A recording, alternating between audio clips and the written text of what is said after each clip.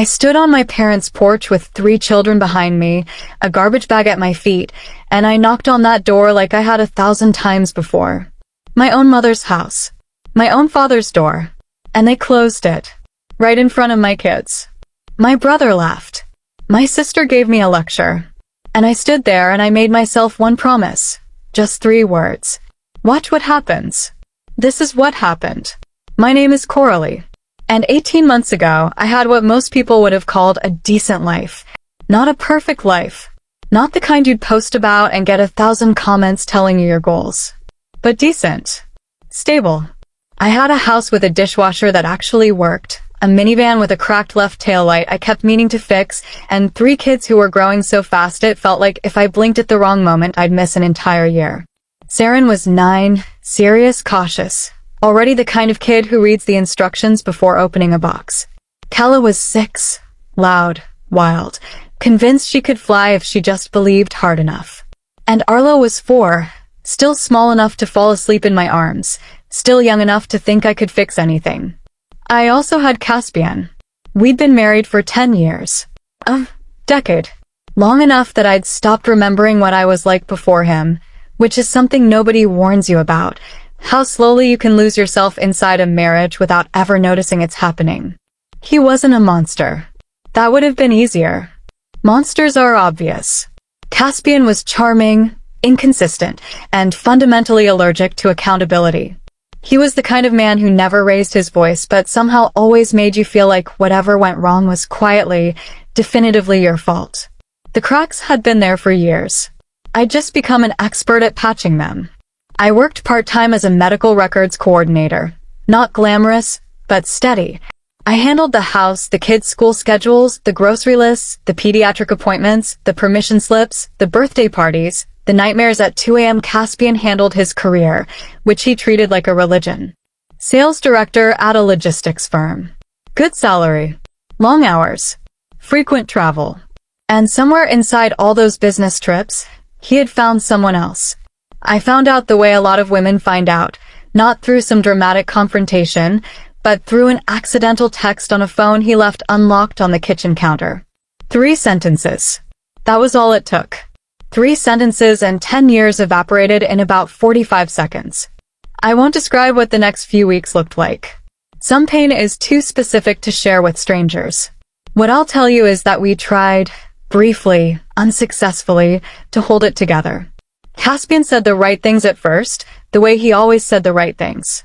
But something in me had shifted, and the words didn't land anymore. They just passed through me like wind through a screen door. By spring, I had filed for divorce. What I did not anticipate, what I genuinely, naively did not see coming, was what would happen when I told my family. I come from a close family. Or at least, I believed I did. My parents, Livette and Bowen, had been married for 36 years.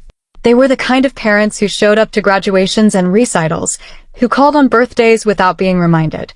My brother Landis was 32, unmarried, still living in the house he grew up in, half of which he used as a gaming setup. My sister Bryony was 28, newly married, convinced that her 18-month relationship had given her a PhD in what made marriages work or fail. I called my mother first, told her what had happened. What Caspian had done. That I was filing for divorce. That I didn't know yet what the custody arrangement would look like, but that I needed some time, some breathing room, just a few weeks to stabilize. Maybe I could bring the kids and stay in the guest room while things got sorted. There was a pause on the line. The kind of pause that has a whole paragraph in it. Coralie, my mother said, "You know we don't have the space. I want you to understand something. My parents' house has 4 bedrooms. Landis occupied 1. The other 2 were empty. There was a finished basement with a pull-out couch and a television and a separate bathroom. I had slept in that basement every Thanksgiving for the past decade when holidays ran long. There was space. There was more than enough space. Mom, I said carefully, I have 3 kids. I just need a few weeks.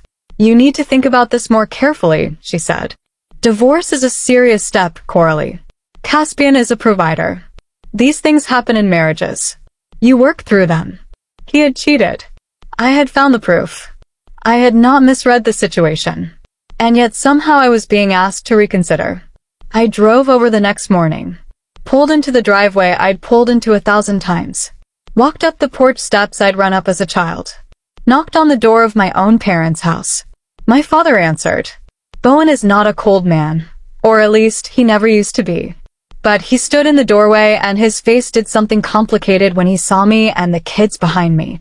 Like he'd been briefed. Like he already knew what he was going to say and had rehearsed it. Your mother and I talked, he said.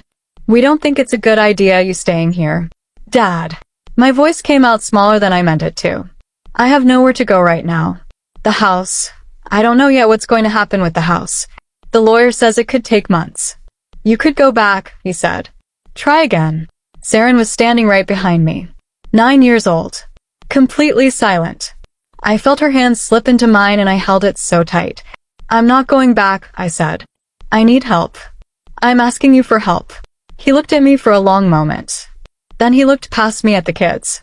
Then he stepped back slightly and said, I'm sorry, Coralie. We just can't do it right now. And he started to close the door. Landis appeared behind him before it shut all the way. My brother. 32 years old. Living rent-free in our parents' house. And he had the nerve, the absolute nerve, to lean around our father's shoulder with this half-smile on his face and say, there literally is no space, Cor. You know how it is. He had an entire floor to himself. I stood on that porch and I didn't cry. I wanted to. The feeling was right there, pressing against the back of my throat. But Saren was holding my hand and Kala had pressed herself against my leg and Arlo had his arms around my waist from behind. Because at 4 years old, he could feel that something was wrong even if he didn't understand what, and I was not going to fall apart in front of them. Okay, I said. Just that. Okay. Then Bryony appeared. Of course she did. My little sister materialized in the hallway like she'd been waiting for her cue, arms crossed, head tilted in that particular way she had when she was about to say something she'd already decided was wise. Honestly, Coralie, she said, I think this whole thing is a little impulsive. Caspian isn't a bad person. People make mistakes. You have 3 kids to think about. Their stability matters more than your feelings right now. Their stability. As if I hadn't been the one maintaining every piece of their stability for the entirety of their lives. As if I hadn't been the one at every school pickup, every fever, every nightmare, every first day and last day and hard day in between. As if I wasn't the reason there was any stability at all. Thank you for your input, I said. My voice was very, very even. Bryony shrugged. Like I was being difficult. Like I was the problem here. I picked up the garbage bag at my feet. I buckled 3 kids into a minivan with a cracked tail light. And I drove away from the house I grew up in. We spent that first night in a motel 30 minutes outside of town. It cost more than I wanted it to cost, but it was clean and it had 2 beds, and the kids thought it was an adventure. Saren helped me get Arlo settled. Kala announced she was going to sleep in the middle because she was the important one. I laughed for the first time in what felt like weeks. Small, shaky reel. I lay awake that night after they were all asleep and I thought about what I had. Not what I'd lost. What I had. A part-time job I could probably make full-time if I asked. A decent work history. A lawyer who had taken my case on a payment plan. 3 children who were healthy and whole and currently sleeping in a pile like puppies. And a promise I'd made to myself on a porch. Watch what happens. I'm going to skip over the ugly middle part. Not because it wasn't real, but because this story isn't really about suffering. There was enough of that. There were weeks in a motel that stretched into a month. There was a period where I was eating crackers for dinner because I'd used the last of my cash on Arlo's new shoes because he'd had a growth spurt and couldn't fit into his old ones. There were nights I sat in the bathroom after the kids fell asleep and let myself feel the full weight of what had happened, and then I got up, washed my face, and went back to being their mother. What I want to tell you about is what I built instead. My supervisor at the medical records office, a woman named Terrell, sharp and no-nonsense and unexpectedly kind, noticed that I'd been coming in early and staying late. She asked me one afternoon straight up if I was in a hard situation. I told her yes. She didn't offer pity. She offered hours. Full-time with benefits. I took it before she finished the sentence. I found a 2-bedroom apartment in a neighborhood that wasn't fancy but was safe, close to Saren and Kala's school, with a bus stop 2 blocks from Arlo's daycare. It was small. The kitchen had exactly one drawer that opened properly. The bathroom tiles were a shade of beige that had probably been fashionable in 1987. But it was ours. I hung curtains the first weekend we moved in. Kala picked them out, bright yellow, aggressively cheerful, and I put them up and stood back and thought, yes, okay, this is going to be alright. The divorce took 8 months. Caspian had a better lawyer initially, and he used it. Pushed for a custody arrangement that was, I'll be generous, optimistic about how present he intended to be. But here's the thing about fathers who haven't actually been doing the work. They don't have the receipts. I had 10 years of being the primary parent, documented by school records, medical records, daycare check-in logs. My attorney was thorough. The custody evaluation was not kind to Caspian's claimed involvement. I got primary physical custody. He got every other weekend and 2 weeks in the summer. He also owed me 8 months of retroactive child support that his new legal team tried very creatively to reduce. They did not succeed. My family found out about the settlement through the grapevine. Our town is not large, and news travels faster than it should. My mother called me. It was the first time she called since the night I told her about the divorce. "We're so relieved it worked out," she said, as if she'd been watching from a comfortable distance the entire time, as if she'd been in my corner all along. "Are you?" I said. "Coralie, you have to understand." "Mom," I said, "I do understand." I understood that night on the porch. Very clearly. A pause. "We were worried you were being hasty." I had 3 children and a garbage bag. I wasn't being hasty. I was asking for help. She shifted into the particular mode she had when she felt cornered. The sighing, the quiet suggestion that I was being oversensitive, that families go through hard periods, that we needed to move forward. I let her talk. I didn't argue. When she finished, I said that I needed some time and that I would be in touch. I haven't rushed that timeline. Bryony reached out about 4 months after the settlement, when I'd gotten the kids settled in the apartment and started to find something that resembled a rhythm. She sent a long message, paragraphs actually, about how she'd been reflecting and she hoped we could reconnect, and how she'd said some things that came out wrong and she hoped I understood where she'd been coming from. I read it twice. I thought about the porch. "I thought about your feelings right now," said with that particular tilt of her head. I wrote back something short and not unkind. I told her I appreciated the message. I told her I needed more time. I told her that when I was ready, I'd reach out. She has not stopped trying since then. Messages every few weeks, increasingly elaborate, increasingly aware that she miscalculated something. I read them. I take my time. Landis hasn't reached out at all, which is its own answer. My father sent a card at Christmas. It said "thinking of you" in his handwriting. I put it on the fridge for the kids because it was their grandfather's handwriting, and that's separate from everything else.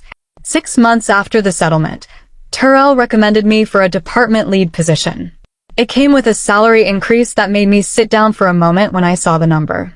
Not because it was extraordinary. It wasn't, but because it was mine, earned, documented, nobody's grace or exception. Just mine. I upgraded the apartment. Found a 3-bedroom in the same school district, slightly newer, bathroom tiles in a shade that had never been fashionable at any point in recorded history, but at least all the drawers opened. Kala got her own room and immediately painted one wall with chalkboard paint and covered it in illustrations of horses she couldn't actually draw but was very committed to. Saren, who had been quiet and watchful through all of it, came to me one evening while I was making dinner. Leaned against the counter. Watched me stir something for a moment.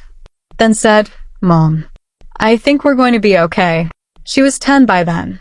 "Yeah," I said. "I think so too." She went back to her homework. I kept stirring, and I thought about a porch and a garbage bag and 3 words I'd whispered to nobody. There's a specific kind of justice that doesn't announce itself. It doesn't come with a dramatic confrontation or a moment where you get to see the exact expression on someone's face when they realize they were wrong. It's quieter than that. It builds in increments. It's a lease signed in your own name. It's a savings account that keeps growing.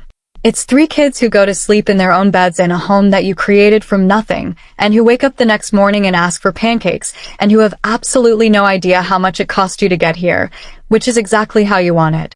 Caspian moved in with the person he'd been seeing. That lasted about a year, from what I've heard. He's currently renting a one-bedroom on the east side of town. He takes the kids every other weekend, and to his credit, he does show up. I don't speak to him unless it's about the kids. We communicate by text. It's efficient. I have stopped expecting an apology from my parents or my siblings. Not because I've decided they don't owe me one, they do, but because I've learned something in the past 18 months that nobody told me before. Waiting for an apology is a form of staying. And I am not interested in staying anywhere I had to beg to be let in. Last month, Saren's school had a family showcase, one of those events where the kids present projects and parents walk around and look at display boards and drink bad coffee from a folding table. I went. Obviously I went. I always go. Saren's project was about resilience. She'd researched it for weeks. The science of it, the psychology, what makes some people recover and others stay buried. She'd made a display board. Hand-lettered title at the top. She'd done the whole thing herself. At the bottom, in smaller handwriting, she had written, "Resilient people don't wait to be rescued. They figure out the next step." She was standing next to it when I walked up, watching me read it with that careful, measured look she has. "I wrote that part myself," she said. "Not from a source." I looked at her for a moment. Daughter of mine. 10 years old. Already understanding things it took me 34 years to learn. "It's good," I said. She nodded, satisfied. "I know. I don't tell this story because I want you to feel sorry for me. I don't want your sympathy. I've got a working dishwasher and a department lead position and 3 kids who are wildly, loudly, specifically themselves, and I'm doing just fine. I tell it because I know there are women listening to this right now who are standing at some version of that door, who are holding the weight of kids and bags and shattered trust and asking for help from people who are supposed to love them. And the door is closing. And it feels like the end of something. It's not. It is, I promise you, the beginning. The people who closed that door on me are still living the same lives they were living 18 months ago. Same house. Same routines. Same everything. While I built something entirely new from a motel room and a garbage bag and 3 words whispered on a porch at night, there is no sweeter outcome than that. None. If someone ever told you there was no space for you, what did you do with that? Tell me in the comments. Because I believe this community understands something that took me far too long to learn. The people who say there's no room for you are usually just afraid of what you'll become once you find your own.